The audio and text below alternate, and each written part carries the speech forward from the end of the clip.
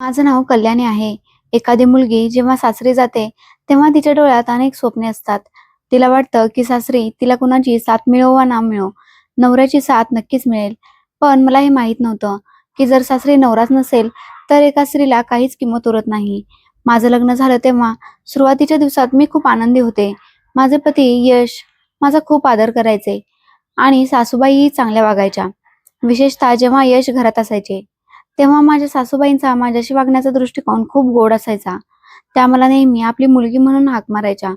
वेळ जात राहिला. मी एका मुलीला जन्म दिला. माझे पती सैनिक होते. त्यांच्या सुट्ट्या संपत आल्या होत्या आणि मला माहित होतं की आता त्यांना युद्धावर जायचं आहे. पण यावेळी त्यांच्या चेहऱ्यावर एक विचित्र गांभीर्य होतं.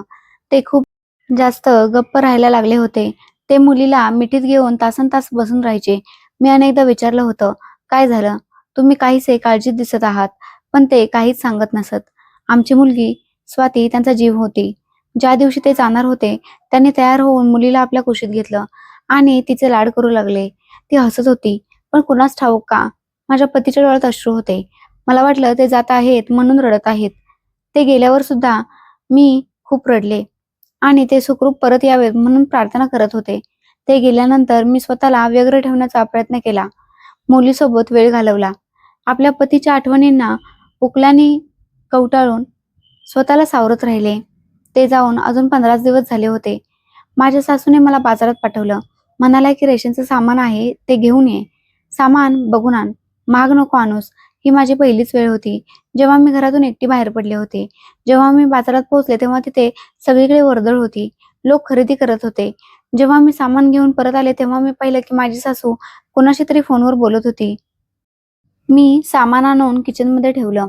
जशी मी बाहेर आले अचानक त्यांची किंकाळी ऐकू आली. माझा मुलगा यश. मी धावत त्यांच्याकडे गेले. त्यांनी मोबाईल जमिनीवर फेकून दिला होता. दोन्ही हातांनी डोकं धरून त्या बसल्या होत्या. डोळ्यातून अश्रू वाहत होते. मी विचारलं, "काय झालं?" फोनवर कोण होतं? त्यांनी सांगितलं की मुली आर्मी ऑफिसमधून फोन आला होता. माझा मुलगा शहीद झाला होता. माझ्या सासूचं बोलणं ऐकून जणू माझ्या पायाखालची जमीनच सरकली. मी म्हणाले, "नाही, असं होऊ शकत नाही." त्यांनी मला मिठी मारली आणि म्हणाल्या की "हो सुनबाई, युद्धाच्या वेळी त्याला शत्रूंनी मारलं." एवढं बोलून त्या रडू लागल्या. मी काहीच बोलू शकत नव्हते. मला एक जोरदार धक्का बसला. मी लगेच धावत माझ्या खोलीत गेले, जिथे माझी मुलगी झोपली होती. खोलीचा दरवाजा बंद केला आणि रडू लागले. माझ्या पतीचा मृत्यू झाला आहे, यावर माझा विश्वासच बसत नव्हता. ही बातमी जेव्हा माझ्या माहेरी पोहोचली तेव्हा माझे दादा, जे नुकतेच लंडनहून आले होते, ते एअरपोर्टवरून थेट माझ्या घरी पोहोचले. मला पाहताच त्यांनी मला मिठी मारली. मी गप्प होते. फक्त डोळ्यातून अश्रू वाहत होते. त्यांनी मला खोलीत काही वेळ एकटं बसवलं आणि माझ्या सासूशी वेगळं बोलण्यासाठी निघून गेले. रात्री जेव्हा दादा माझ्याकडे आले तेव्हा म्हणाले की "मी तुला आणि स्वातीला माझ्यासोबत घेऊन जातो. शेवटी तुला इथे काय करायचं आहे? ही जागा आता तुझ्यासाठी योग्य नाही. इथे जेव्हा यशच राहिला नाही तेव्हा तू कुणाच्या आधारावर आयुष्य काढशील." मी म्हणाले, "दादा, हे माझ्या पतीचं घर आहे. इथे त्यांचा सहवास जाणवतो. मग मी हे घर कसं काय सोडू?" त्यांनी सांगितले की "तू आपल्या मुलीचा विचार कर. ती अजून लहान आहे आणि तुझं पूर्ण आयुष्य पडलं आहे." मी म्हणाले, "दादा, म्हणूनच तर मी जात नाहीये. माझी मुलगी माझा आधार आहे. त्यांच्या मुलीने त्यांच्याशिवाय दुसऱ्या कुठल्याही ठिकाणी लहानाचं मोठं व्हावं असं मला वाटत नाही." "ठीक आहे.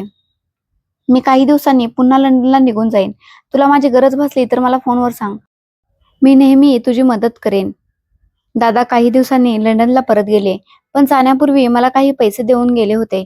त्यांनी सांगितलं होतं की जोपर्यंत गव्हर्नमेंटकडून पेन्शन सुरू होत नाही, तोपर्यंत या पैशांनी आपला उदरनिर्वाह कर.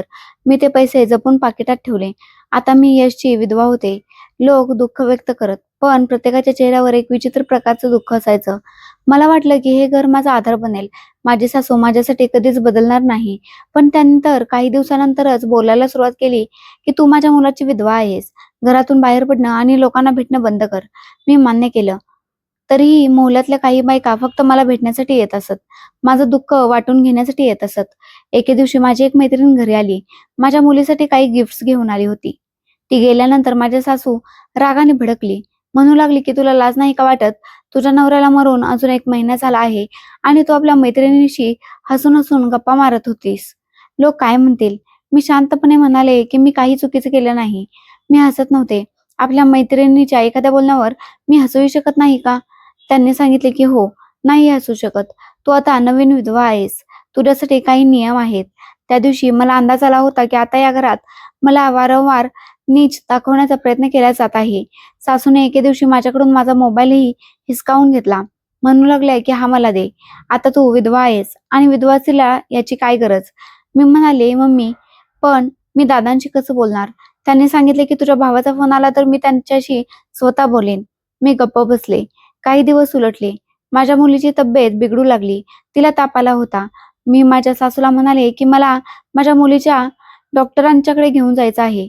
तर त्या भडकल्या आणि म्हणू लागल्या की किरकोळ ताप आहे. तुला तर बस घरातून बाहेर पडण्याचं निमित्त हवं असतं. एक गोष्ट ऐकून घे.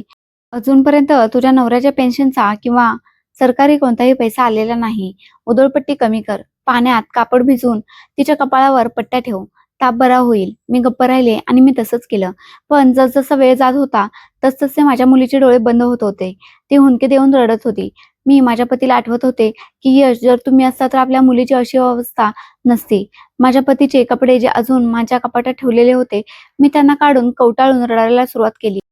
असं वाटत होतं जणू हे सगळं स्वप्न आहे आणि ते आता माझ्या समोर येतील. काही दिवसानंतर माझ्या सासूने सांगितले की आता माझ्याकडून घराचं काम होत नाही. मी खूप थकले आहे. आता हे सगळं तू सांभाळ. मी त्यांना कोणताही प्रश्न विचारला नाही. मला माहित होतं की मला त्रास देण्याची ही सुरुवात आहे. पण माझी नियत साफ होती. माझं मन निर्धास्त होतं की माझ्या पतीची अमानत, त्यांची मुलगी माझ्याकडे आहे, माझ्यासोबत आहे आणि मी आजही त्यांच्या घरात आहे. मला माहित होतं की येणाऱ्या काळात माझ्यावर किती मोठी परीक्षा येणार आहे. पण मी तयार होते, शांत होते. आता तर माझ्या सासूने घरात डाळ, भाजी आणणेच बंद केले होते. त्या स्वतःसाठी तर हॉटेलमधून जेवण घेऊन यायच्या. त्यांचं खाऊन जर जेवण उरलं तर मी खायचे आणि कधी-कधी तर त्या सगळं जेवण खाऊन टाकायच्या. ज्यामुळे मला उपाशी राहावं लागायचं. घरात असलेले बिस्किटे पाण्यात मिसळून मी माझ्या मुलीला द्यायचे, ज्यामुळे तिचं पोट भरायचं. कारण दूध तर आता इथे तिच्यासाठी नव्हतंच. माझ्या सासूने जेव्हा माझ्या मुलीला बिस्किट खाऊ घालताना पाहिलं, तेव्हा म्हणू लागल्या की फालतू खर्च करणं बंद कर. मी म्हणाले, मम्मीजी, आधी तर मी माझ्या मुलीला दुधात बिस्किट टाकून द्यायचे, पण आता तर पाण्यात देत आहे. माझ्याकडे मुलीची आधीची उरलेली दूध पावडर होती. मी तीच तिला पाण्यात मिसळून देत आहे. तर त्यावरही माझ्या सासूचं म्हणणं होतं की खूपच चेंज सुरू आहे. कुणाची परवानगी घेतली आहेस दुधाचा डबा खरेदी करायची? मी त्यांना सांगितलं की मी खरेदी केलेला नाहीये. आधीचाच ठेवलेला आहे. तरीही त्यांनी माझ्या गरजेच्या खर्चावर बंदी घातली. आता माझी मुलगी माझ्या कुशीत शिरून झोपायची. ती माझी ढाल बनली होती. माझ्या सासूने सांगितलं की काही दिवस गेले की स्वतःसाठी स्वतः कमवायला सुरुवात कर. जर कमवलं नाहीस तर मुलीला कसं पोसशील? मी म्हणाले, मम्मीजी, मी काम कसं करणार? माझ्याकडे लहान मुलगी आहे आणि मी घराचं तरी किती काम करते. त्या म्हणाल्या, तर मग तू काय विचार करून ठेवला आहेस की मी तुला इथे फुकटच्या पोळ्या देईन? काही दिवस गेले तर माझी नणंद घरी आली होती. ती माझी नजर चुकवत होती. पण माझी सासू तिच्याशी खूप आनंदाने गप्पा मारत होती. म्हणत होती की मुली, आता तूच माझी आपली आहेस. बाकी तर माझे सगळे परके झाले आहेत. तूच माझा आहेस. हे शब्द ऐकून मी रडू लागले. मी माझ्या मुलीला कुशीत घेतलं आणि तिला पाहून स्वतःला सावरलं की माझी मुलगीच आता माझी ताकद आहे. दिवस बदलत होते आणि माझी संयमाची हिंमत आता हळूहळू संपत चालली होती. एके दिवशी अचानक जेवण बनवता बनवता माझ्या सासूने रागात सांगितले की ही तुझी करायची कामं आहेत. शेवटी मी कुठपर्यंत तुला खाऊ घालत राहू? मी म्हणाले, मम्मीजी, मी तर आधी जेवण बनवत होते. आजही मला जेवण बनवण्याला कोणताही आक्षेप नव्हता.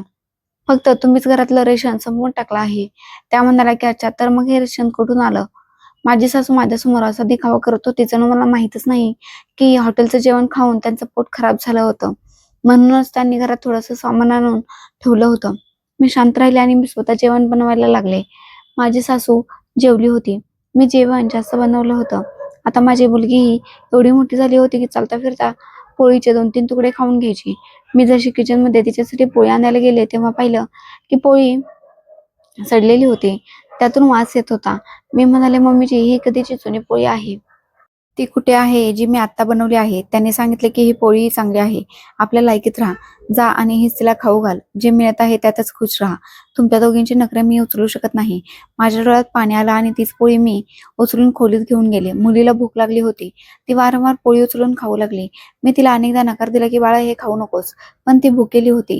ही पोळी अनेक दिवसांची होती, पण पोट भरण्यासाठी आम्हाला काही ना काही तरी खावंच लागणार होतं. दुसऱ्या दिवशी तिची तब्येत बिघडू लागली. दुपारची संध्याकाळ झाली होती. माझी मुलगी अंथरुणावर निपचित पडली होती. मी धावत माझ्या सासूकडे गेले. त्यांना म्हणाले की मम्मीची स्वातीची तब्येत ठीक नाहीये, तिला हॉस्पिटलमध्ये घेऊन चला. त्या ओरडत ओरडत म्हणाल्या, पैसे काय झाडावर उगवतात का? थोडा वेळ आराम करू दे, तिला बरी होईल. मी रडत म्हणाले की मम्मीजी, जर तिला काही झालं तर? त्या म्हणाल्या, चुप बस. तर काय झालं तर? मरत असेल तर मरू दे आणि कान उघडून ऐकून घे. तू विधवा आहेस. मी तुला घरातून बाहेर पडण्याची परवानगी देणार नाही. मी रडत माझ्या खोलीत आले. मुलीला कुशीत घेऊन बसले. ती कापत होती. तिचा चेहरा पिवळा पडला होता. काही वेळानंतर तिची तब्येत पुन्हा बिघडू लागली.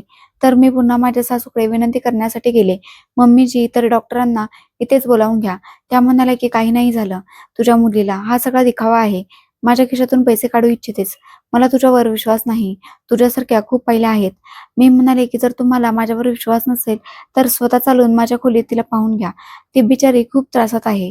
त्यांनी मला पुन्हा हाकलून पाठवून दिलं. मी विचार केला की मी शांतपणे स्वतःच माझ्या मुलीला कुशीत घेऊन घरातून निघून जाते, पण त्यांनी दरवाजावर पहारा दिला होता. त्या दिवशी माझी मुलगी तडपडत राहिली. रात्रही उलटून गेली.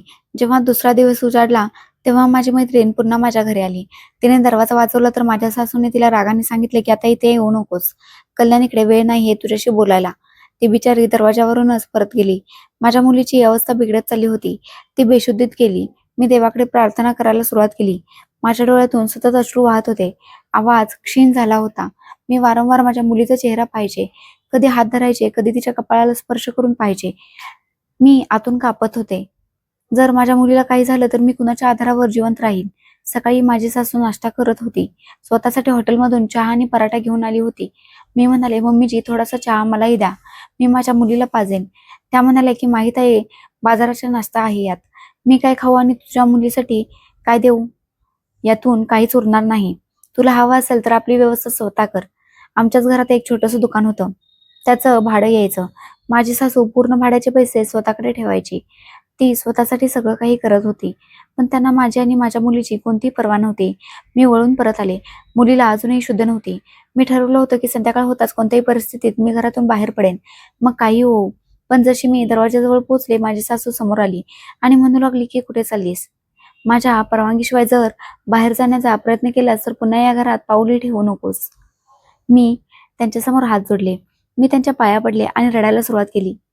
मी म्हणाले, मम्मीजी, माझी मुलगी मरून जाईल. कमीत कमी त्या निष्पाप लहानगीचा तरी विचार करा. त्या म्हणाल्या की बस कर नाटकं करणं. मी मागे हटले. पण हृदयात जणू एक वादळ उठलं होतं. मला स्वातीची खूप जास्त काळजी वाटत होती. तिची अवस्था अजून बिघडत चालली होती आणि मी कोणत्याही मदतीशिवाय बंद खोलीत कैद होते. आता फक्त देवाकडे प्रार्थना करण्याशिवाय माझ्याकडे आपल्या मुलीला वाचवण्याचा कोणताही दुसरा मार्ग नव्हता.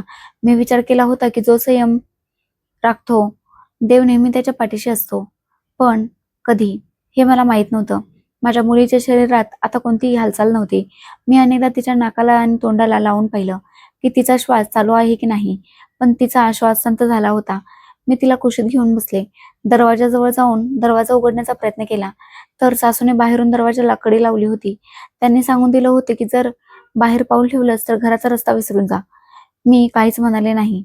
हृदयात फक्त एकच विनंती होती की फक्त माझी मुलगी वाचू दे. मी फक्त स्वातीजवळ बसले आणि हात जोडून देवाकडे प्रार्थना करू लागले. पुढचा दिवस उजाडला होता. प्रकाश हळूहळू पसरत होता. माझ्या सासूने दरवाजा उघडला आणि मला टोमण्या मारण्याच्या अंदाजात म्हणू लागल्या की रडण्या ओरडण्याने काहीच होत नाही. तो आई बनण्याच्या लायकीचीच नव्हतीस. मी म्हणाले, जर तुम्ही औषध मागून दिली असती तर कदाचित असं झालं नसतं. त्या तिथून निघून गेल्या. मी पाहिले की त्या नाश्ता करत होत्या. मी पुन्हा प्रार्थना करू लागले आणि वारंवार तिच्या चेहऱ्याकडे पाहत राहिले. तिचे डोळे तर उघडले नव्हते, पण थंड शरीरावर घाम येऊ लागला. मी पुन्हा तिच्या कपाळावर थंड पाण्याच्या पट्ट्या ठेवायला सुरुवात केली. असं वाटत होतं जणू तिची तब्येत सुधारत आहे. त्याच दरम्यान घराच्या मुख्य दरवाजावर टकटक झाली. माझी सासू जशी दरवाजा उघडण्यासाठी गेली त्यांनी आवाज दिला आणि म्हणाल्या की कोण आहे?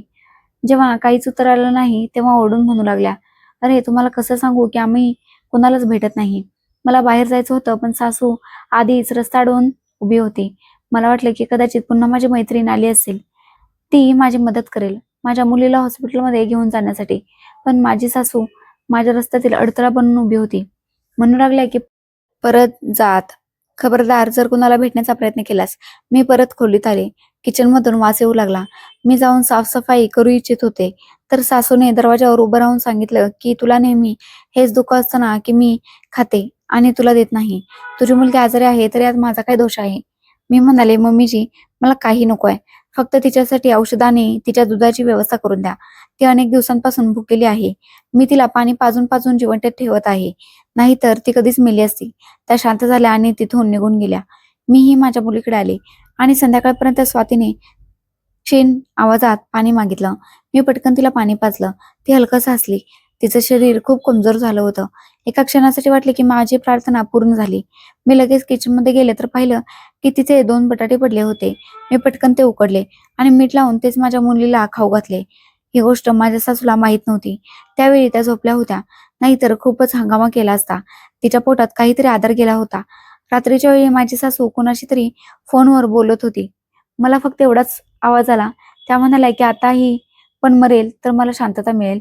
मी रडू लागले आणि देवाकडे तक्रार करू लागले की तू तर सगळा काही ऐकत आहेस. मी हतबल आहे. मी माझ्यासाठी काही करू शकत नाही. माझ्या मुलीची तब्येत अजूनही पूर्णपणे ठीक नव्हती. मी रात्रभर तिचे पाय चेपत राहिले आणि देवाकडे प्रार्थना करत राहिले. गेल्या अनेक दिवसांपासून मी असंच करत होते. देवाशिवाय माझ्याकडे दुसरा कोणताही आधार नव्हता. किचनमधून भांड्यांचा आवाज आला. कदाचित माझी सासू स्वतःसाठी काहीतरी बनवत होती. मी फक्त एवढीच प्रार्थना करत होते की फक्त माझी मुलगी जिवंत राहो. तिच्याशिवाय माझं कुणीही नाही. ती माझ्या पतीची शेवटची निशाणी आहे आणि मी तिला सुखरूप माझ्यासोबत ठेवू इच्छिते. त्याच वेळी दरवाजावर जोरात टकटक झाली. माझी सासू दचकली आणि वेगाने दरवाजाच्या दिशेने गेली. जोरात म्हणू लागली की आता कोण आलं दरवाजावर? त्यांनी असा दरवाजा उघडून पाहिला जसं त्यांचं शरीर जणू दगडच बनलं. त्या क्षणाभरासाठी स्तब्ध झाल्या. चेहरा अचानक पांढरा पडला. मी खोलीतून बाहेर आले तर सासूची नजर दरवाजावर खिळली होती. मी म्हणाले, कोण आहे? त्यांचे ओठ कापू लागले. अरे हा तर यश आहे. त्यांचं बोलणं ऐकून मीही दरवाजाच्या दिशेने पुढे गेले. पण सासूने हाताच्या इशाऱ्याने ढकलण्याचा प्रयत्न केला. दरवाजा पूर्णपणे उघडा होता आणि समोर यश उभे होते त्यांच्या वर्दीत. त्यांच्या चेहऱ्यावर थकवा होता, पण डोळ्यात ती चमक जिवंत होती. मीही एका मिनिटासाठी काहीच समजू शकले नाही आणि पापण्या मिटण्याचा प्रयत्न करू लागले. माझे पाय लडखडले की यश. ते एका क्षणासाठी शांत राहिले. मग पुढे आल्याने म्हणू लागले की हो कल्याणी, मी आहे. मी जमिनीवर बसले आणि त्यांना पाहून रडू लागले. ते माझ्या समोर जिवंत आहेत यावर माझा विश्वासच बसत नव्हता. ते आत आले आणि मुलीला पाहून त्यांच्या डोळ्यात अश्रू आले. म्हणू लागले की ही आजारी वाटत आहे. त्यांनी खाली वाकून मुलीच्या कपाळाला स्पर्श केला आणि म्हणाले की पहा बाळ, तुझे पप्पा आले आहेत. मी माझ्या सासूकडे पाहिलं. त्या एका बाजूला शांत उभ्या होत्या, जणू त्यांची जीभच बंद झाली होती. यशने विचारले की हे सगळं काय होत आहे? त्यांनी माझ्याकडे पाहून सांगितले की मी तुला फोन केला, तू माझ्याशी का नाही बोललीस? मी एक नजर माझ्या सासूकडे टाकली आणि म्हणाले, कारण माझ्याकडून माझा फोन हिसकावून घेण्यात आला. माझा फोन माझ्याकडे नाही. स्वाती आजारी आहे. तू तिला औषध का नाही दिलंस? मी म्हणाले, कारण औषध आणण्यासाठी मला बाहेर जाण्याची परवानगी नव्हती. त्यांचा चेहरा रागाने लाल झाला. त्यांनी आपल्या आईकडे पाहिलं आणि म्हणाले, आणि तुम्ही मम्मी, तुम्हाला एवढीही पर्वा नव्हती की तुमच्या नातीची तब्येत ठीक नाहीये? त्यांनी नजर झुकवली. यशने पटकन स्वातीला उचलला आणि म्हणू लागले की मी तिला हॉस्पिटलमध्ये घेऊन जात आहे. मीही शांत राहिले. यश सोबत हॉस्पिटलला गेले. उपचारानंतर माझ्या मुलीची अवस्था थोडी सुधारली होती. डॉक्टरांनी सांगितले की मुलीला उपचाराची खूप गरज आहे. 24 तास तिच्यासाठी खूप महत्वाचे आहेत. औषधं वेळेवर द्यायचं आहे आणि खाण्यापिण्याकडेही खूप लक्ष ठेवायचं आहे. आराम आवश्यक आहे. यश हॉस्पिटलच्या खोलीत बसले होते. कधी मुलीकडे पाहत तर कधी माझ्याकडे. ते म्हणाले की कल्याणी, तू तिला असं काय खाऊ घातलं ज्यामुळे ती इतकी आजारी पडली? तुला दिसत नव्हतं का की ती काय खात आहे? माझ्या डोळ्यात पाणी आलं आणि मी माझी नजर खाली वळवली. ते म्हणू लागले की मी तुला काही विचारत आहे. मी हळूच म्हणाले की मी तर स्वतः तिच्या हातातून ती पोळी हिसकावण्याचा प्रयत्न केला, जी सडली होती पण ती भुकेली होती. अनेकदा नकार देऊनही ती खाऊन गेली. त्याने विचारले की भुकेली का होती? जेवण तर तू बनवतेस.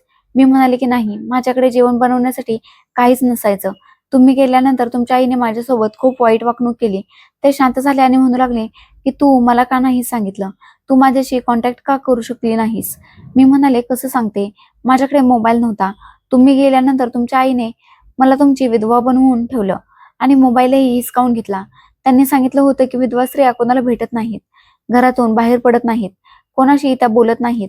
माझं बोलणं ऐकून यशच्या चेहऱ्याचा रंग बदलू लागला. म्हणू लागले की या सगळ्या गोष्टी तू मला आधी का नाही सांगितल्यास? मी म्हणाले, कसं सांगते, तुम्ही तर मरण पावला होतात, शहीद झाला होतात. यश घाबरले. ते म्हणाले की तू बरोबर म्हणत आहेस. मला नुकतंच आर्मी ऑफिसमधून समजलं की माझ्या मृत्यूची बातमी गैरसमज होती. वास्तवात माझी बातमी बेपत्ता झाल्याची दिली गेली होती आणि मृतदेहाचाही काहीच पत्ता लागला नव्हता. मग ही छोटीशी गोष्ट तुला कशी माहीत पडली? मी म्हणाले, हाच तर प्रश्न आहे.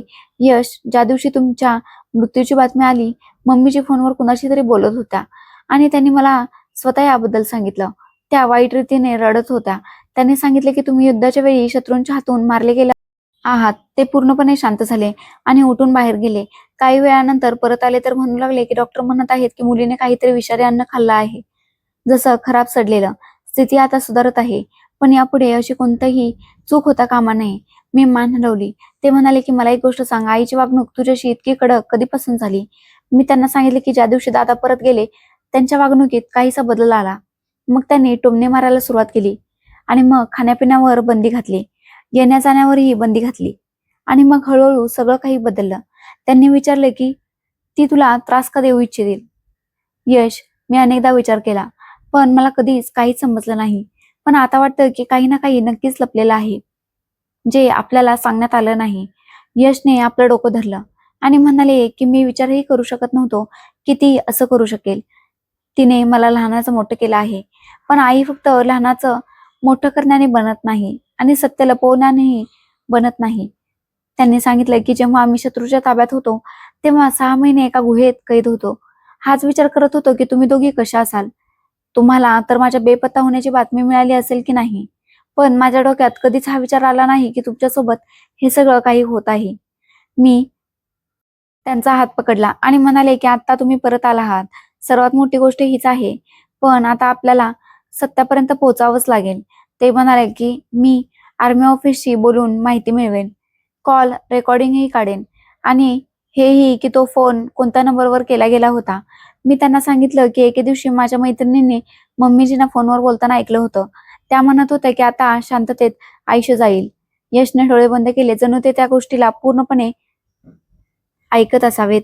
त्यांनी सांगितलं की मी आता तुला आणि स्वातीला अशा ठिकाणी सोडू इच्छित नाही जिथे तुम्ही सुरक्षित नाही आहात. मी हळूच म्हणाले की मला फक्त शांतता हवी आहे आणि मुलीसाठी तिच्या गरजेचं सगळं सामान, जेणेकरून तिला आता पुन्हा आजारी पडावं लागू नये. ते म्हणाले की तू काळजी करू नकोस, सगळं काही ठीक होईल. मी सत्य जाणूनच राहीन. आम्ही ठरवलं होतं की आता धोका सहन करण्याची वेळ संपली आहे, आता हिशोब घेण्याची वेळ आली आहे. ते सत्य ज्याने आम्हा दोघांना एकमेकांपासून दूर ठेवलं. मुलगी डिस्चार्ज झाली. आम्ही घरी पोहोचलो तर घराचं वातावरण शांततापूर्ण होतं, पण खऱ्या शांततेमागे एक प्रश्न उभा होता. यश नेहमी हरवल्यासारखे राहायचे. स्वातीची तब्येत सुधारत होती. मी काही दिवसांसाठी किचनची जबाबदारी पुन्हा सांभाळली होती, पण यावेळी यशच्या असण्याचा फरक स्पष्टपणे जाणवत होता. माझी सासू आता माझ्याशी कमी बोलायची आणि पतीच्या समोर तर पुरेपूर प्रयत्न करायची की चांगली बनवून राहायचं. एके संध्याकाळी यश घराबाहेर गेले होते आणि मी माझ्या खोलीत गेले. माझी सासू कुणाशी तरी फोनवर बोलत होती. मला जसा त्यांच्या बोलण्याचा आवाज आला तर मी त्यांचं बोलणं ऐकण्यासाठी त्यांच्या खोलीच्या दरवाजावर उभी राहिले. त्या म्हणाले की हो, मी स्वतः माहिती काढली होती. आर्मी ऑफिसमधून समजलं होतं की तो बेपत्ता झाला आहे. मला वाटलं की मेलाच असेल. त्याच्या मरण्याचा सर्वात जास्त फायदा मला होणार होता. मी विचार केला की याची मुलगी आणि पत्नीला इतका त्रास देईन की एकतर हे लोक मरून जातील किंवा मग हे लोक इथून दुसरीकडे निघून जातील. त्या हिशोबाने ही सगळी संपत्ती, घर सगळं माझं होऊन जाईल. त्यांचं बोलणं ऐकून तर माझी पावलं तिथेच थांबली होती. पुढचे शब्द आणखीनच धक्कादायक होते. त्या म्हणाल्या की मी विचार केला होता की कल्याणीला विधवा बनवून ठेवायचं आहे आणि तिच्या मुलीलाही नियंत्रणात ठेवायचं आहे. यशचं सगळं काही माझ्या नावावर होईल. पण त्याने तर परत येऊन सगळा प्लॅनच चौपट करून टाकला. त्यांचं सगळं बोलणं ऐकून मला भीती वाटू लागली. मी लगेच धावत माझ्या खोलीत आले. माझं हृदय जोरजोरात धडधडू लागलं. माझा विश्वासच बसत नव्हता की ही तीच बाई आहे जिच्या मी आई म्हणत राहिले, जिला मी माझ्या पतीची आई समजून आदर दिला. संध्याकाळी जेव्हा यश घरी परत आले तेव्हा मी त्यांना हे सगळं काही सांगितलं आणि त्यांना हेही सांगितले की हे सगळं मी माझ्या कानांनी ऐकलं आहे. मी तुमची आई म्हणत होती की त्यांनी मुद्दामून तुमच्या मृत्यूची बातमी पसरवली, जेणेकरून त्या तुमच्या संपत्तीवर ताबा मिळवू शकतील. यशने माझ्याकडे पाहिलं. त्यांच्या चेहऱ्यावर आश्चर्य होतं, जणू ते विश्वास ठेवू शकत नव्हते. ते म्हणाले की कल्याणी, तू कदाचित चुकीचं ऐकलं असशील. हे सगळं जितकं माझं आहे तितकंच त्यांचं सुद्धा आहे. मी म्हणाले की आता मला त्यांचं बोलणं कुणी दुसरं सांगत असतं तर कदाचित मी विश्वास ठेवला नसता, पण मी स्वतः माझ्या कानाने ऐकलं आहे. त्या फोनवर कुणाशी तरी बोलत होत्या. यश म्हणू लागले की मी जाणतो की ती स्वभावाने थोडी कडक आहे, पण कधी कधी आपल्या अहंकारात वाहवती जाते. पण इतका मोठा धोका, जर तुला अजूनही संशय असेल तर एखाद्या तिसऱ्या व्यक्तीकडून सत्याचा शोध घे. यश गप्प झाले. ते सत्य स्वीकारायला तयार नव्हते, पण आता आम्ही त्यांना टाळूही शकत नव्हते. दुसऱ्या दिवशी एक जुना चेहरा आमच्या दारात आला. धोबी, ज्याचं नाव सोहम होतं, जो वर्षानुवर्ष माझ्या पतीचे महागडे कपडे धुवायचा. तो बऱ्याच काळापासून गायब होता आणि अचानक जेव्हा इथे आला तेव्हा त्याच्या हातात एक छोटी पिशवी होती. चेहऱ्यावर संकोच होता. त्याने माझ्या पतीला दरवाजावर उभं पाहिलं तर म्हणू लागला की यश भैया, कसे आहात तुम्ही? परत आलात? यशने दरवाजावर उभं राहून त्याच्याशी बरीच वेळ बातचीत केली. मला हाक मारली की चहा बनव. मी किचनमध्ये चहा बनवण्यासाठी गेले. जेव्हा परत आले तेव्हा त्याने सोहमला अंगणात बसवलं होतं आणि ते दोघे एका बाजूला बसून गप्पा मारत होते. सोहमने चाचरत सांगायला सुरुवात केली की भैयाजी, तुमच्या गेल्यानंतर काही दिवसानंतरच आर्मी ऑफिसमधून फोन आला होता. ते सांगत होते की तुमची काहीच बातमी नाही. तुम्ही बेपत्ता झाला आहात. यशने रागाने विचारले की तुला कसं माहित की घरी आर्मी ऑफिसमधून फोन आला होता? त्याने सांगितले की त्या दिवशी मी मम्मीजींचे कपडे त्यांना देण्यासाठी आलो होतो.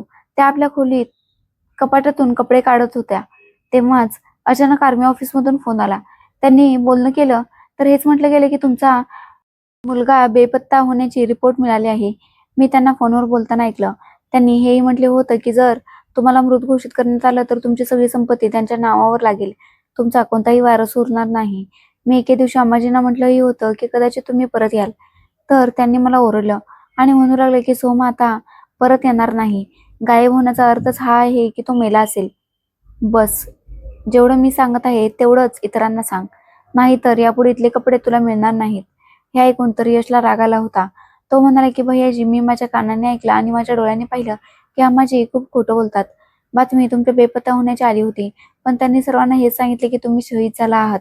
माझ्या पत्नीची तब्येत खराब होती, त्यामुळे बऱ्याच काळापासून मी ते येत नव्हतो. जेव्हा मी इथून जाताना तुम्हाला पाहिलं तेव्हा खूप आनंद झाला की तुम्ही तर सुखरूप आहात. त्यांनी सोहमला सांगितलं की तू मला जे काही सांगितलंस ते सगळं काही खूप महत्वाचं आहे. मी सत्य काय आहे ते जाणून गेलो आहे. सोहम तर चहा पिल्यानंतर तिथून निघून गेला होता. इथपर्यंत की त्याने एवढंही सांगितलं होतं की जर तुम्ही साक्ष द्यायला सांगाल तर मी साक्ष द्यायलाही तयार आहे. यशने रात्रीच्या वेळी मला सांगितलं की मी तुझी माफी मागू इच्छितो. कल्याणी, तू जे काही सहन केलंस त्याचा कोणताही हिशोब नाही आणि मला माझ्या आईचं सत्य जरा उशिरा समजलं. मी म्हणाले, आता आपण दोघे एकत्र आहोत. देव स्वतः न्याय करेल. त्या दिवसानंतर माझ्या पतीसमोर त्यांच्या आईचं सत्य आलं होतं. त्यामुळे सगळं काही समजलं होतं की खोटं आहे. हे मुलाचं नातं एक खोटं होतं. एक धोका होता जो की आता पडद्यामागून समोर आला होता. सत्याच्या प्रकाशात आम्ही आमचा पुढचा रस्ता पाहिला. संध्याकाळची वेळ होती जेव्हा यश गच्चीवर बसले होते. त्यांच्या चेहऱ्यावरती शांतता नव्हती जी आधी दिसायची. माझ्या पतीने मला हाक मारली आणि विचारलं, आई घरी आहे का? मी म्हणाले की मम्मीच्या आपल्या खोलीत आहेत. ते म्हणाले की मी फक्त त्याच्याशी बोलू इच्छितो. आता माझ्याकडून आणखी सहन होत नाही. यश उठले आणि हळूहळू त्यांच्या खोलीच्या दिशेने पुढे गेले. दरवाजा उघडा होता तर माझी सासू कपाटात काहीतरी शोधत होती. यश कोणताही आवाज न करता खोलीच्या आत गेले. ते म्हणाले की मला समजलं आहे. एवढं ऐकून माझी सासूने पटकन यशकडे पाहिलं आणि म्हणाली की मुला, काय झालं? काय समजलं आहे तुला? ते म्हणाले की तेच जे तू केलंस आई, मला सगळं समजलं आहे. सोमनेही मला सगळं काही सांगितलं आहे आणि कल्याणीनेही स्वतः तुझं बोलणं ऐकलं होतं. तू माझ्या बेपत्ता होण्याची बातमी माझ्या मृत्यूच्या बातमीत बदललीस, फक्त यासाठी जेणेकरून तू माझ्या संपत्तीवर ताबा मिळवू शकशील. माझी सासू काही वेळ शांत राहिली, मग हळूच म्हणू लागली की हो. एवढा ऐकून यशच्या चेहऱ्याचा रंगच उडाला, कारण मला माहित होतं की तू आता कधीच परत येणार नाहीस. शेवटी मी चुकीचं काय केलं? ते म्हणाले की तुम्ही चुकीचं हे केलं की माझ्या पत्नीला आणि माझ्या मुलीला उपाशी ठेवलं, त्यांना त्रास दिलात, फक्त यासाठी की तुझ्या नावावर हे घर आणि गावाची जमीन लागेल. आता या घराची खरी वारस माझी मुलगी आहे. तू माझ्या आई होण्याचा अधिकार गमावला आहेस. त्या म्हणाल्या की मी तुझी आई आहेस कधी? हे ऐकून यश दचकले. त्यांनी विचारले की काय, याचा काय अर्थ? त्यांनी सांगितलं की या घराची खरी वारस माझी मुलगी आहे, मिताली, तू नाही. तू माझा मुलगा नाहीस. तुझ्या वडिलांची 2 लग्न झाली होती. दुसरं लग्न त्यांनी माझ्याशी केलं होतं. तू त्यांच्या पहिल्या पत्नीचा मुलगा आहेस. हे ऐकून खोली शांतता पसरली. यशने भिंतीचा आधार घेतला. ते म्हणाले की हे सत्य मला का माहित नाही. माझ्या सासूने सांगितलं की तू 2.5 वर्षांचा होतास जेव्हा तुझ्या आईचा मृत्यू झाला. तुझ्या वडिलांनी माझ्याशी लग्न केलं. मी तुला लहानाचं मोठं केलं, सांभाळलं, पण तू कधी माझा होऊ शकला नाहीस. तू नेहमी माझ्या रस्त्यातील अडथळा बनून राहिलास. मिताली तुझ्या वडिलांची आणि माझी मुलगी आहे. या हिशोबाने हे सगळं काही मितालीच आहे. हे ऐकून एका क्षणासाठी यश शब्द राहिले. त्यांनी मान खाली घालून म्हटलं, तर मग तुम्ही सावत्राई बनवून माझ्यासोबत हे सगळं काही केलं. त्या म्हणाल्या की मी माझ्या मुलीसाठी सगळं काही केलं. तीच माझी सख्खी मुलगी आहे. तिचंच आहे हे सगळं. यशने सांगितले की तुमची मुलगी तर तुम्हाला तोंडही लावत नाही. लग्नानंतर कधी तिने तुम्हाला आईसारखं प्रेम दिलं? त्या म्हणाल्या की तो फक्त तिचा वेळेपुरता राग आहे. शेवटी ती माझी मुलगी आहे, परत येईल. यशने दरवाजाच्या दिशेने पाऊल टाकलं आणि म्हणू लागले की तुम्हाला तुमच्या मुलीची काळजी होती, पण तुम्ही हा विचार केलात का की ज्या मुलाने तुम्हाला आई म्हणून हाक मारली, आई समजलं, त्याला तुम्ही आज कोणत्या वळणावर आणून उभं केलं? मी तर कधी हा विचारच केला नाही की तुम्ही माझी सावत्र आई आहात.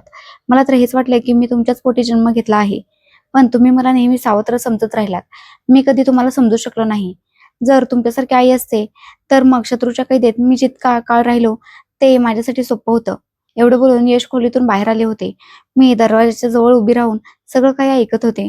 त्यांची अवस्था पाहून माझ्या डोळ्यात अश्रू आले होते.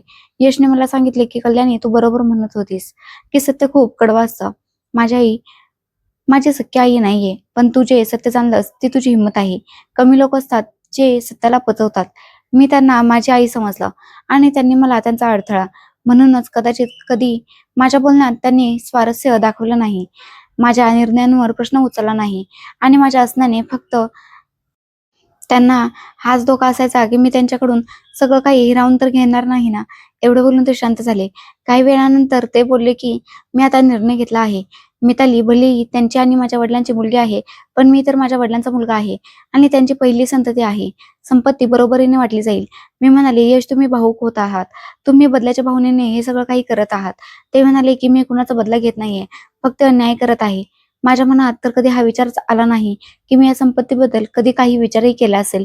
मी तर नेहमी या घराला माझं घर आणि या स्त्रीला माझी आई मानत आलो. पण मला काय माहित होतं की ही एक खूप मोठी सच्चाई लपलेली आहे, जिचा सामना मला आज करावा लागेल. मला थोड्या वेळानंतर जेव्हा मी माझ्या सासूच्या खोलीच्या बाजूने गेले तेव्हा मी पाहिले की त्या आपलं सामान पॅक करत होत्या. त्यांच्या मुलीने त्यांना बोलवलं होतं. यशने सांगितले की यांना थांबवू नको, जाऊ दे. हा रस्ता त्यांनी स्वतः निवडला आहे. माझी सासू घरातून गेली होती. घरात पूर्णपणे शांतता पसरली होती. आता माझी मुलगी मनमोकळेपणानं हसू लागली होती. तिचा आवाज घरात गुंजायचा. यशने सांगितले की आता हे घर आपलं आहे. आपण या घरात शांततेने राहू. आता फक्त आपण लोक आहोत आणि आपलं प्रेम. घराचं वातावरण आता बदललं होतं. त्या लपून छपून केल्या जाणाऱ्या गोष्टी, त्या रिकाम्या नजरा आणि कठोर शब्द, सगळं काही शांत झालं होतं. यशने आपल्या आईशी असलेले सगळे संबंध संपून टाकले होते. त्या स्वतः शांतपणे आपलं सामान बांधून निघून गेल्या होत्या. जाताना ना काही बोलल्या, ना कोणताही डायलॉग मारला, ना माफी मागितली. फक्त दरवाजा उघडला आणि बाहेर निघून गेल्या. आणि यशने दरवाजा बंद केला तेव्हा जणू घराच्या भिंतींनाही शांतता मिळाली होती. आता कोणताही धोका या छताखाली होणार नाही. ते म्हणाले होते, जेव्हा मी विचारलं की तुम्ही तुमच्या आईला का नाही थांबवलं, ते म्हणाले होते, जेव्हा आनंदाचं नातं विष बनतं तेव्हा त्यांच्यापासून दूर राहणंच योग्य असतं. पहिल्या आठवड्यात तर माझ्या सासूची कोणतीही बातमी आली नाही. यशनेही त्यांची विचारपूस करण्याची गरज समजली नाही. आयुष्य शांततेत जात होतं. माझी मुलगी पूर्णपणे बरी झाली होती आणि घरात खेळत बागडत असायची. एके दिवशी जेव्हा यश घराबाहेर गेले होते तेव्हा दरवाजावर टकटक झाली. मी दरवाजा उघडला तर समोर माझी मैत्रीण उभी होती. ती म्हणाली की कल्याणी, तुला माहित आहे का, तुझी सासू आपल्या मुलीच्या घरी राहत आहे. ऐकलं आहे की तिथे त्यांचं भांडण झालं. मुलीने सांगून दिलं आहे की मी तुमची सेवा करणार नाही. मी दरवाजा थोडासा उघडून तिला आत घेतलं. मी मितालीला विचारलं की त्यांच्याशी कोणती गोष्ट झाली. तर ती म्हणू लागली, हे तर मी जाणत नाही. मला तर वाटतं की त्यांनी जे काही केलं त्यांच्यासोबत तेच होत आहे. ती माझ्याकडे बराच वेळ बसून राहिली, गप्पा मारत राहिली. त्यानंतर आपल्या घरी गेली. रात्रीच्या वेळी जेव्हा यश घरी आले तेव्हा मी त्यांना याबद्दल सांगितलं, पण त्यांना कोणत्याही गोष्टीचं आश्चर्य वाटलं नाही. दुसऱ्या दिवशी पुन्हा दरवाजावर टकटक झाली.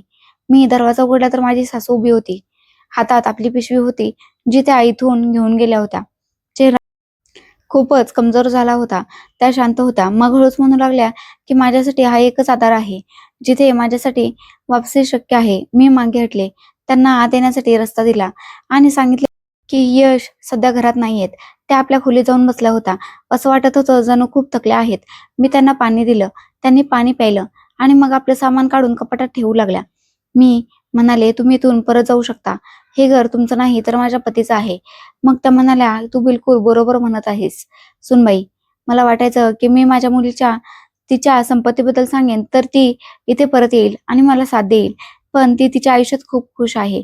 ना तर तिला माझी गरज आहे आणि ना या मामूली संपत्तीची. तिच्या पतीकडे तर खूप पैसा आणि संपत्ती आहे. त्यांनी माझी माफी मागितली. मी म्हणाले की काही नाते असे असतात ज्यांना माफ करता येत नाही. मग त्या म्हणू लागल्या, तरीही तू मला माफ कर. तू खूप चांगली स्त्री आहेस. मी तुझ्यावर किती अत्याचार केले, कधी तू आवाज नाही उठवलास. मी म्हणाले, हे घर माझ्या पतीचं आहे आणि आता ते जो निर्णय घेतील तेच होईल. पण तुम्हाला इथे सगळं काही मिळेल. आता जेव्हा यश रात्री घरी परत आले तेव्हा मी त्यांना मम्मीजींबद्दल सगळं काही सांगितलं. आधी तर ते शांतपणे बसून राहिले. मग म्हणू लागले की चल, मी या स्त्रीला माझी सावत्राई मानण्याऐवजी एक बेसहारा स्त्री मानून घेतो आणि हेच विचार करून यांना माझ्या घरात जागा देतो. माझी सासू आता बहुतांश वेळ आपल्या खोलीतच राहायची. खोलीतून बिलकुल बाहेर पडायची नाही. एकेकाळी जेव्हा त्या या घरात आपली हुकुमशाही चालवायच्या, आज त्या पूर्णपणे शांत झाल्या होत्या. स्वतः ज्या माझ्या डोळ्यांसमोर जेवायच्या, मला काहीच द्यायच्या नाहीत. आज मला स्वतः जेवण त्यांच्या खोलीत पोचवावं लागायचं. त्यांना पाहून मला वाईट तर वाटायचं, पण हे सगळं त्यांच्या कर्माची शिक्षा होती. ती खोली जिथे त्या राहायच्या तीच त्यांच्यासाठी संपूर्ण दुनिया होती. अनेक दिवस याच प्रकारे गेले होते. माझी सासू अजूनही आपल्या खोलीपुरतीच मर्यादित राहायची. एके दिवशी मी त्यांच्या खोलीत त्यांच्यासाठी चहा घेऊन गेले. विचार केला की त्या एकट्या राहतात, गप्प राहतात. थोडा वेळ त्यांच्याशी बोलूनही घेते. मी जेव्हा त्यांच्या खोलीत गेले तेव्हा त्या नजर खाली घालून बसल्या होत्या. माझ्या कुशीत माझी मुलगी होती. तिला पाहताच त्यांनी लाड केला. पण माझी मुलगी आपल्या आजीला घाबरत होती. कदाचित ती लहान असूनही तिला जाणवलं होतं की तिच्या आजीने तिच्यासोबत काय केलं होतं. एके दिवशी यश लवकर घरी आले होते. मी किचनमध्ये होते. यश म्हणाले की कल्याणी, मला वाटतं की आज आपण सगळे एकत्र बसून जेवण करूया, जसं आधी करायचो. मी म्हणाले की ठीक आहे, मी आता जेवण वाढते. मी जेवण वाढलं होतं. मी म्हणाले मम्मीजींना बोलावून घेऊ. मग ते हळूच म्हणाले की ठीक आहे, तुला हवं तर बोलवून घे. मी त्यांना बोलावण्यासाठी जाणारच होते. तेव्हा यश म्हणू लागले की तू थांब, मी जातो. तर मी थांबले आणि ते त्यांच्या खोलीत गेले. यश आपल्या आईच्या खोलीत गेले तर त्या कपाटात काहीतरी ठेवत होत्या. अचानक त्यांना पाहून त्या दचकल्या. कुणास ठाऊक काय होतं ते त्या लपवत होत्या. यशने त्यांच्या या कृत्याकडे दुर्लक्ष केलं आणि म्हटले की आई चल, आज आपण सगळे एकत्र बसून जेवण करूया. खूप दिवस झाले मी तुम्हाला अशा अवस्थेत आता आणखी पाहू शकत नाही. कदाचित माझा राग आता कमी होत चालला आहे. माझी सासू खुश झाली होती आणि आनंदाने यश सोबत चालत खोलीतून बाहेर आली. त्या यशच्या शेजारच्या खुर्चीवर बसल्या. असं वाटत होतं जणू यशला काहीतरी सांगू इच्छित होत्या. मी जेवण वाढलं आणि माझ्या सासूलाही जेवण काढून दिलं. यशने जेवणापूर्वी सांगितलं की आई बस, खूप झालं. आता मला वाटतं की सगळं काही पहिल्यासारखं व्हावं. जर तुम्ही आपल्या मनातून माझ्यासाठी असलेला राग काढू इच्छित असाल तर मलाही कोणताही आक्षेप नाही. माझ्या मनातून तुमच्याबद्दल असलेला राग काढण्यात. मम्मीजी शांत राहिल्या. त्यांनी मान हलवली. कदाचित शब्दांनी माफी मागण्याची हिंमत त्यांच्यात नव्हती. त्यांच्या शांततेतून स्पष्टपणे समजत होतं की त्या मनातून लज्जित आहेत. फक्त आपली लाज शब्दात व्यक्त करू शकत नाहीत. रात्रीची वेळ होती. यशने मला सांगितले की कल्याणी, एक गोष्ट सांगायची आहे. मी त्यांच्याकडे लक्ष दिलं आणि म्हणाले की जी. ते म्हणाले की मी जाणतो की तू खूप काही सहन केला आहेस, पण जेव्हा आज आपण सगळ्यांनी एकत्र जेवण केलं ते तुझ्या संयमाचं फळ होतं. जर तू बदला घेऊ इच्छित असतीस तर कदाचित हे सगळं काही शक्य झालं नसतं. मी म्हणाले की मला तुमची साथ मिळाली. मी भला कोणाकडून कसला बदला घेणार. आता माझी सासू आपल्या खोलीतून बाहेर येऊन स्वातीसोबत खेळायची, तिच्याशी गप्पा मारायची. कदाचित आता ती आपल्या आयुष्याची नवी सुरुवात करत होती. माझी मुलगीही आपल्या आजीकडे जायची. ती त्यांच्यामुळे खुश असायची. हे सगळं काही एका चमत्कारासारखं वाटत होतं की घरात पुन्हा एकदा आनंद परत आला. एके रात्री जेवताना माझ्या सासूने माफी मागितली आणि म्हणाल्या की मी तुम्हा लोकांची माफी मागू इच्छिते. तुम्ही दोघे मला माफ करा. तुम्ही दोघांनी माझं मन खूप हलकं केलं आहे. माझ्या वयाच्या या टप्प्यावर मी फक्त तुम्हा लोकांसाठी प्रार्थना करू शकते. यश, तू इच्छित असतास तर मला या म्हातारपणाच्या काळात सहाराही करू शकला असतास. पण तू एक खूप चांगला माणूस आहेस. तू मला या घरात मी एवढी चुकीची असूनही आश्रय दिलास. आणि सुनबाई, तूही खूप चांगली आहेस. माझ्या सासूच्या बोलण्याने हृदयाला स्पर्श केला होता. पण कुणास ठाऊक का यशच्या मनात एक विचित्रशी घालमेल होती. एके दिवशी मी किचनमध्ये काम करत होते. जेव्हा मी मागे वळून पाहिलं तर मम्मीजी उभ्या होत्या. त्या माझ्याकडे पाहून हसून म्हणू लागल्या, बस सुनबाई, तू खूप काम केलंस. माझी इच्छा आहे की आज मी स्वतः तुमच्या लोकांसाठी जेवण बनवेन. त्यांच्या शब्दात एक विचित्र शांतता होती. मी नकार देऊ शकले नाही. मी म्हणाले की हो, नक्की. त्यांनी जेवण बनवताना सांगितले की तू एक आई आहेस, पण तरीही तू एक मुलगी असण्याचं कर्तव्य पार पाडलंस.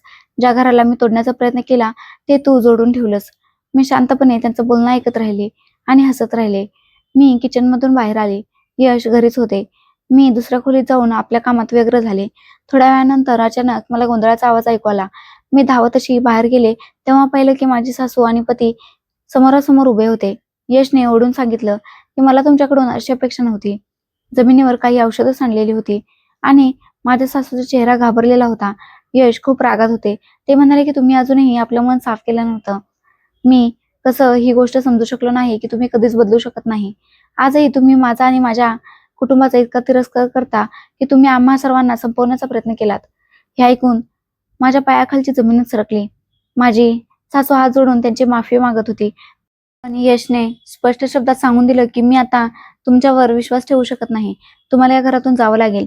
त्या आपल्या बचावासाठी काही बोलणार त्याआधीच यश आपल्या आईच्या खोलीत गेले आणि त्यांचे कपडे पॅक करू लागले. मी एक नजर माझ्या सासूवर टाकली. त्या रडत होत्या.